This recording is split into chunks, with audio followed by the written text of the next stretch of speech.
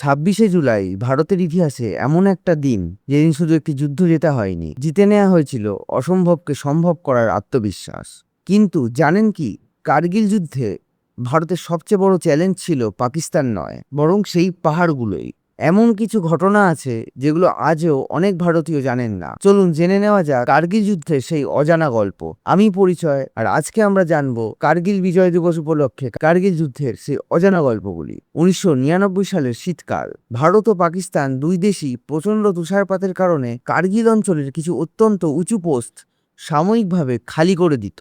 এই সুযোগটাই কাজে লাগায় পাকিস্তানের সেনাবাহিনী। তারা মুজাহিদিন সেজে গোপনে ভারতের দিকে বহু পাহাড়চূড়া দখল করে ফেলে। প্রথমে পাকিস্তান দাবি করেছিল এরা নাকি কাশ্মীরি জঙ্গি, কিন্তু পরে যুদ্ধক্ষেত্র থেকে উদ্ধার হওয়া নথি, পরিচয়পত্র এবং রেডিও যোগাযোগের মাধ্যমে প্রমাণ হয়ে যায় এরা আসলে পাকিস্তান সেনাবাহিনীর নর্দার্ন লাইট ইনফ্যান্ট্রির সদস্য।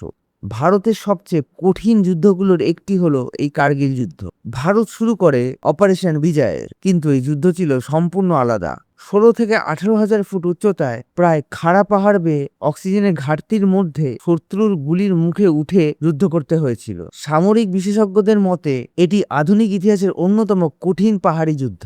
এবার আসি কিছু অজানা তথ্যে। যুদ্ধ চলাকালীন ভারতীয় সেনাবাহিনী অপারেশন সফেদ সাগর শুরু করে। এটি ছিল 1971 সালের পর প্রথমবার যখন ভারতীয় বিমান বাহিনী এত বড় আকারের যুদ্ধ অভিযানে অংশ নেয়। আরও আশ্চর্যের বিষয় হলো ভারত ইচ্ছা করলেই পাকিস্তানের ভেতরে আক্রমণ করতে পারত, কিন্তু আন্তর্জাতিক সীমান্ত আক্রমণ না করার সিদ্ধান্ত নেওয়া হয়। আর এই সংযমের কারণেই আন্তর্জাতিক মহলে ভারতের অবস্থান আরও শক্তিশালী হয়। সংবাদ মাধ্যম থেকে সরাসরি যুদ্ধক্ষেত্রের রিপোর্টিং সেই সময় দেশের মানুষের কাছে সেনাদের বাস্তব সংগ্রামকে পৌঁছে দেয়।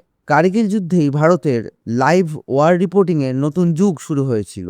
একটা লজ্জার ব্যাপার হলো কার্গিল যুদ্ধে পাকিস্তানের অনেক সেনাবাহিনীর মৃতদেহ তারা নিজেদের বলে স্বীকারই করেনি। পরে ভারত আন্তর্জাতিক নিয়ম মেনে শেষকৃত্য সম্পন্ন করে। এই যুদ্ধেই ক্যাপ্টেন বিক্রম বাত্রার সেই অমর উক্তি ইয়ে দিল মাঙে মোর আজও আমাদের মনে আছে। লেফটেন্যান্ট মনোজ কুমার পান্ডে, ক্যাপ্টেন অনুজ নায়ার, গ্রেনেডিয়ার জগেন্দ্র সিং যাদব, রাইফেলম্যান সঞ্জয় কুমার সহ অসংখ্য সেনা অসম্ভব সাহসিকতার পরিচয় দেন। তাদের মধ্যে 4 জন পান ভারতের সর্বোচ্চ সামরিক সম্মান পরমবীর চক্র। ভিডিওটি ভালো লেগে থাকলে আমাদের চ্যানেলটিকে সাবস্ক্রাইব করতে ভুলবেন না এবং ভিডিওটিকে একটি লাইক দেবেন।